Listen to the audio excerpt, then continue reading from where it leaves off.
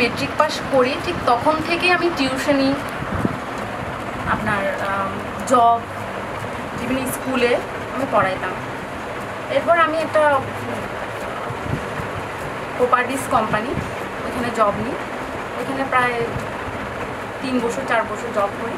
আমি চিন্তা করলাম যে জবটা ছেড়ে আমি এমন একটা বিজনেস করি যেটাতে আমার পাশাপাশি আরও অনেক নারীরা, আরও অনেক মহিলারা যেন সুবিধা পায়, তাদের সংসারে কিছুটা হেল্প করতে পারে। সো আমি চিন্তা করলাম যে একটা বিজনেস দাঁড় করাই।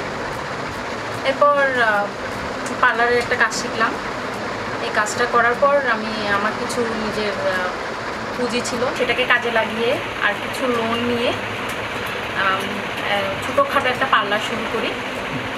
আমার আন্ডারে 2 জন স্টাফ জব করে, ওরা ওদের ফ্যামিলি থেকে হেল্প করে, আমারও হেল্প হয়।